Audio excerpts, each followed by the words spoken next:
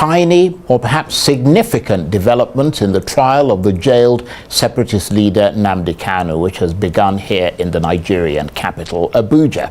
Mr. Kanu, who holds dual Nigerian British citizenship and leads the banned Indigenous People of Biafra or IPOB movement, faces charges of 7 counts of terrorism, which he denies. But in court earlier today, Mr. Kanu's lawyers said they were ready to enter into negotiation with the federal government through the Office of the Attorney General in an attempt to seek some form of reconciliation and settlement, to which the presiding judge, Justice Binta Nyako, said he had no objection and it was up to the parties to agree on the way they want the matter to go. So what happens next? Could this be a way out for the beleaguered separatist leader, or is it just another dead end? Well, for more on this, let's turn to Arise political editor and director of news, Sumner Samba. Good to see you, Sumner. Thank you so much, Charles. Just tell us more about today's trial. Yeah, very important, conclusion, at least by both parties. Nnamdi Kanu is saying that the provisions of the law actually provide for a discussion. And if you actually look at Section 17 of the Federal High Court rules, it actually allows for the court to intervene and provide, a ground for some sort of reconciliation that could actually lead to an out-of-court settlement. And so if Aloy Ejimako, who is actually the lawyer for Nnamdi Kanu, is actually saying that this could be used to settle this issue, and Adewale Ademoyega, Aomolo Ademoyega, actually saying that... Who represents the federal government, saying that, look, you can actually do that, but my client, the federal government, only asked me to prosecute you, not to actually get into negotiations. You have to go to the Attorney General of the Federation and Minister of Justice to actually put your demand before him, and it's left for the federal government to actually consider or not. So it could actually be a way out of the crisis and the challenges that we have. Because look, Charles, if we've had Bello Bodejo, who is the president of the Miyetti Allah association, Cattle Breeders Association, who was charged with terrorism, and he had his terrorism charges quashed recently, why can't we look for a political solution to this? We also had Sunday Igboho, who was having the Yoruba Nation agitations, and we could see how that issue was taken off. Now, the issue at stake now is why that of Nnamdi Kanu continues to linger, and it beggars to believe, when one begins to see the attitude of the Nigerian authorities to what is happening in the Southeast region. And that's why sometimes myself and others continue to question the sort of lamentation strategy by the Chief of Defense Staff, General Christopher Musa, when he keeps lamenting that until Simon Ekpa, for example, the factional leader of IPOB, is brought into Nigeria, right, that the guy in Finland. In Finland, that it can't be stopped and all of that. The issues are bigger than Nnamdi Kanu and Simon Ekpa. These are issues of injustices, grievances. I would have heard elder statesman Chief Edwin Clark say not quite long ago, when he turned 97, that one of the things that should be done is to assess the grievances of the country and see how those issues can be settled through restructuring, through good governance, and for the federal government to give certain powers to the component parts of the federation so that these issues can be resolved. The issue is not necessarily Nnamdi Kanu. The issue is not necessarily Simon Ekpa, but those in authorities have failed to actually take a critical look as to what is making these agitations, secessionist groups to actually spring up, including in the incumbent president's region, over and over. Yeah, that's a good point. There needs to be a new strategy, and that strategy, it's more politically inclined than military inclined. That's a good point. We've been wasting bullets, guns, ammunitions, and everything, and this issue hasn't stopped, with soldiers being killed. Yeah, that's a good point. But specifically in Nnamdi Kanu's case, is there a point to be made that the reason they're holding him the way they are is the fact that he was granted bail, so there was no issue of prejudice or anything at that point. He was granted bail, and then something happened, and then he skipped bail.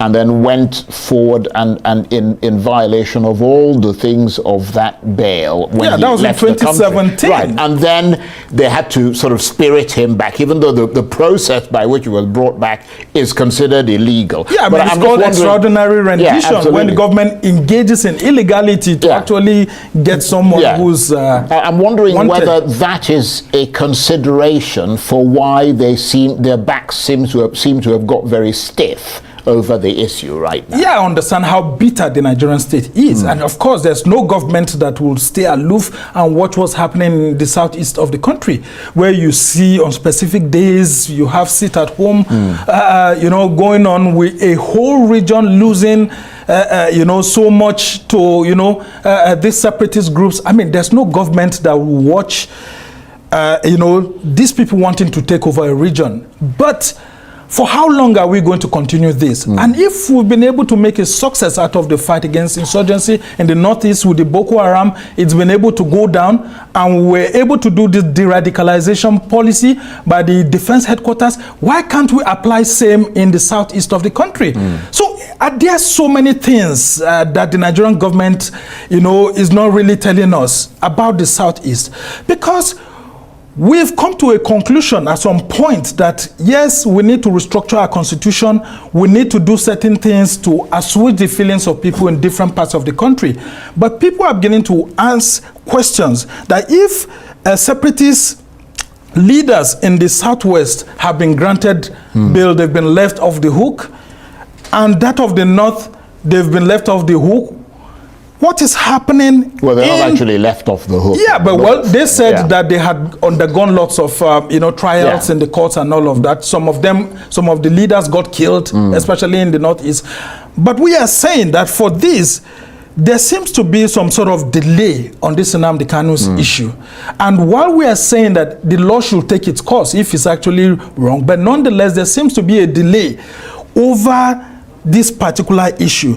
Now, what happened in 2017 is actually the reason why we're here. And that's why I said the lamentation strategy by the Chief of Defense Staff on Simon Ekpa, if it's not properly handled, we may have another Nnamdi Kanu situation at hand, where if he is intercepted and he brought to Nigeria, it could trigger off more protests, more agitations, more killings in the southeast. So what we need to do is to look for ways to settle this issue politically. And when you hear people like Edwin Clark saying this, you will know that, yes, they may not have gone through it the right way. And of course, nobody will condone the killing of soldiers and other military men. But the continued use of force is fueling the crisis. Yeah, it's fueling it. Okay. And then let me someone like Nnamdi Kanu, if the court process is not quickly concluded, there will be a tendency for people to think that even the courts have been tied by the government, and so we're not very making quickly, a headway. We're running out of time. How much support and sympathy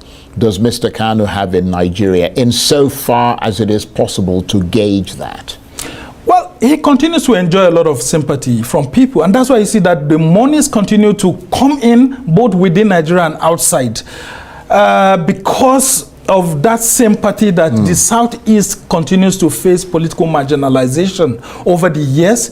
The agitation has always been that why have we failed to have a president of Southeast extraction or a vice president of Southeast extraction since after Alex Ekweme in the Second Republic? Could this possibly help resolve the issue if we're able to, as a nation, see how we can devolve powers in such a way that, we could reduce this agitation? And then could it be that the call for a new state in the southeast, for example, if it's given, could help reduce some of these, separatist agitations? We must do something to make the southeast to look like it's not just being seen to be part of Nigeria, but it is actually part of Nigeria. And that's why we're saying that if of recent we could have this issue, terrorism charges slammed against the president of the Miyetti Allah Cattle Breeders Association, Bello Bodejo, and they were removed they were discharged. The federal government removed these same charges from him. Why can't it apply so that this issue in the northeast, in the southeast, will be quelled and Nigeria will focus more on development? Right. So your assessment at the moment is that in the face of lots of calls from prominent Nigerians, you mentioned Edwin Clark amongst them, for Mr. Kanu's release, that there is no sense that the government of President Tinubu is listening to those calls at all. Yes, and that's why we want him to actually fulfill his campaign promises, because he said he was going to restructure the country. We're going to see how we'll get the country back together and have a conversation. Because if we don't do this, solve these political problems that have been there with us over time, that are built on injustices, the next president will come and inherit them, and it will be a problem. Look, there's nobody that supports what IPOB and ESN are doing, but they are not the problems. They are symptoms of the problem. The real problems are political issues that have not been settled since the 1967 to 1970 war. And yes, the Southeast leaders too need to come into this, because they should understand that power is not given. You have to work for it. So there must be a decision by the Southeast leaders to work with people like Nnamdi Kanu and see how they can work with President Tinubu. There's nothing that dialogue cannot solve. And President Tinubu should actually prepare a template that could make this kind of conversation to be easy, not like what former President Buhari had done. Don't forget, a former Minister of Aviation, who is dead now, Amechi, had led a delegation of Igbo leaders to beg for Nnamdi Kanu's release.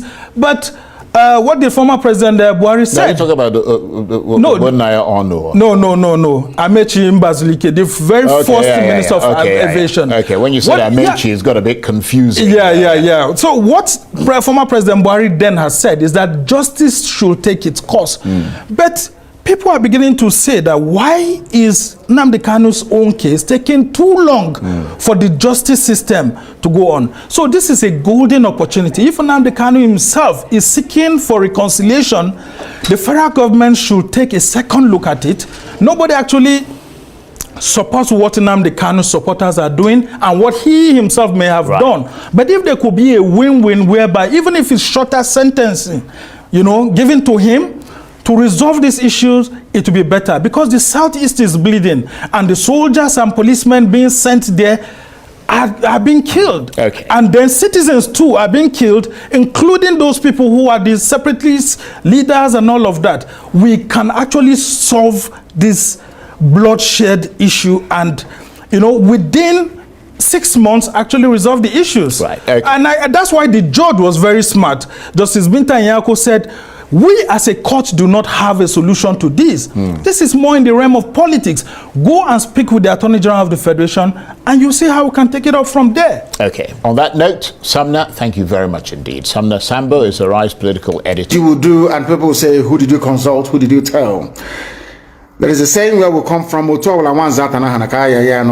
means no matter how small this animal is, it deserves a place at where decisions are being taken. No matter how small or how big we are, everybody, regardless of how idiotic the person's opinion may be, they are entitled to be heard. We are the original Democrats before any other race in the world. We are original Republicans, so you must be seen to carry the majority along, and that's exactly what we are doing. When the time comes, Biafra will quite rightly be declared and our territories will be defended. That's what we are going to do at the right time. The consultation is ongoing. Everything humanly possible is being done to ensure that we do what is right. But right now, at this very precise minute, the time hasn't come, and we just can't declare Biafra now. The time is not right.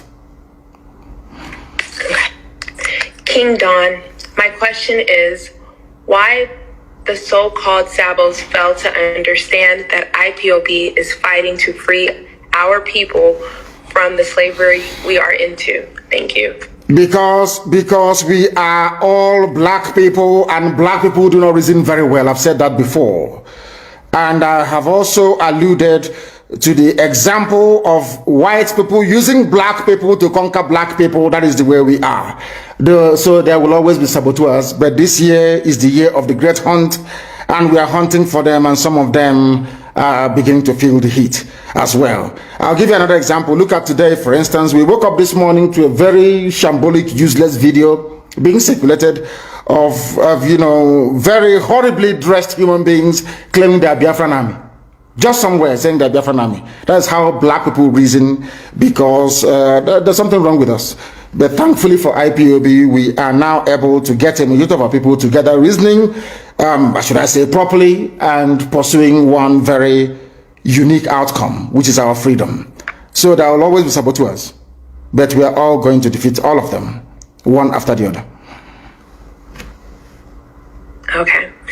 Oyekachi said, why are some influential Igbo leaders and business people not supporting IPOB? Some are even campaigning for Igbo presidency. And what is IPOB doing about that?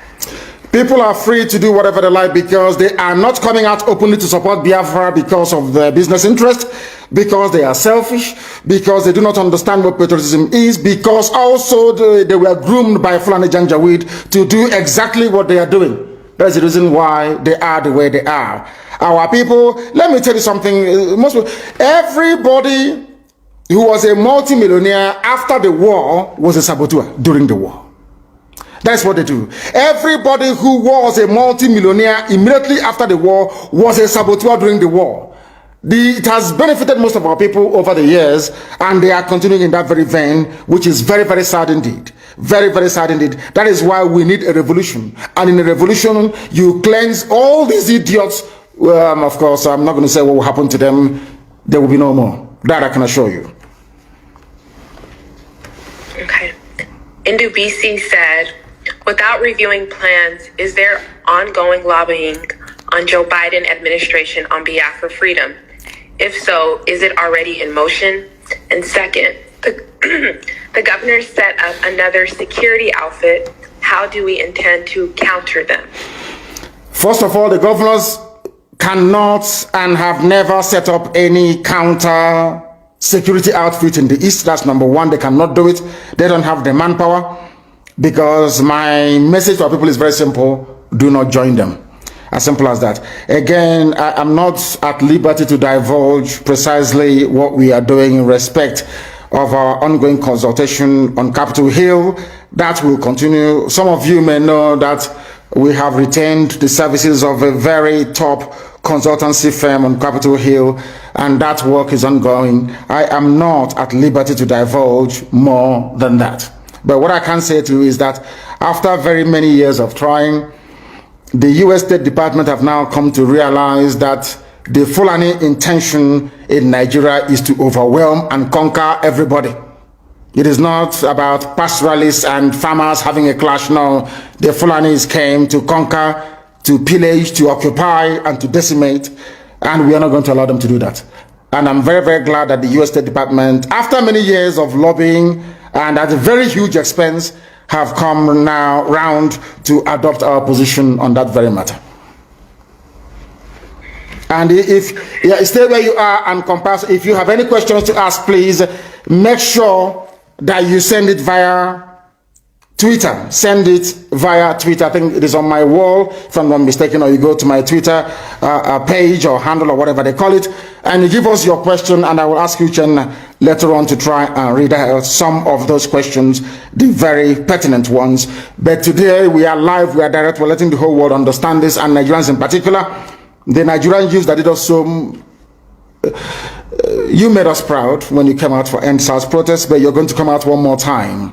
The Nigerian youths, prepare yourselves. You are going to come out again to try and defend your right to exist in the land of your ancestors.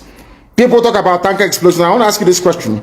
You know, a lot of people don't understand what the Janjaweed, the Fulanis have in store for us. Every time we hear about a tanker explosion somewhere, why don't these tankers explode in the north? Why are they not exploding in the north? I ask, why is it that all this gas explosion, these cylinders exploding and killing people doesn't happen in the north? That is to tell you that they know what they're doing. Is part of the coordinated attack to deplete the populations of the south, to make us become very fearful, and to make us easy prey for the taking by Janjaweed terrorists from the Sahel.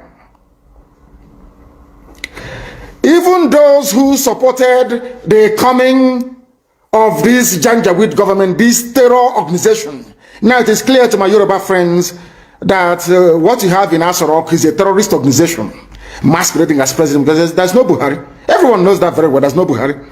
What you have is a terror organization masquerading as presidency, now coming out to defend what is in effect indefensible. And it is very, very sad that we have the likes of Wike in River State. Pensioners are being owed money. Pensioners are being owed. There are no pensions, no money to pay pensioners. But he found 500 million to send to Sokoto. I told you about him and Tambuwal. He wants to run under PDP as vice president to Tambuwal.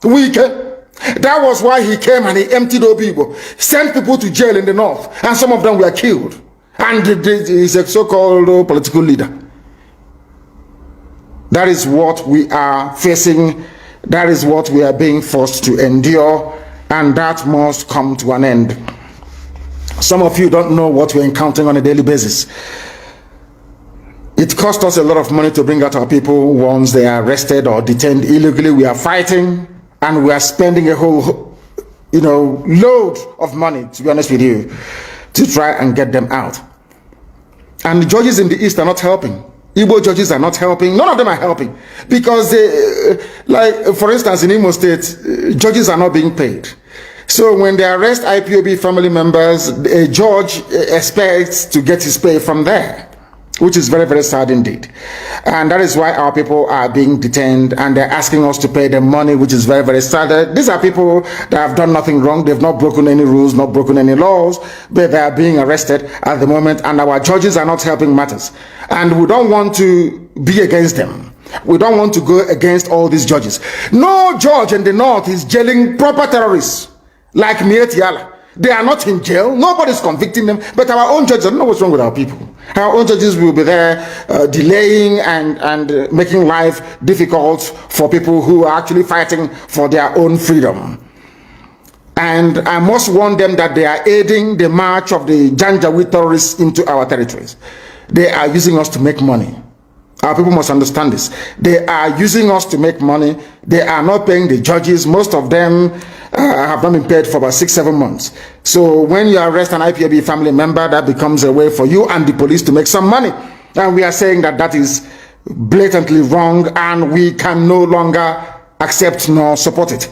The reason why the march towards freedom has been delayed is because most of you think that the governors must be involved. The stupid Janjaweed groups like Ohanese must be involved. That's the mistake you're making. We outnumber them. The same way we outnumber Nigerian army by almost 100,000 to 1. If we want to make a change in our lives, we can make that very change. If we want, we can change it. If there is uprising in the east and the west and the middle belt, do you think that Nigerian army and police can have the numbers to quell it? Of course not.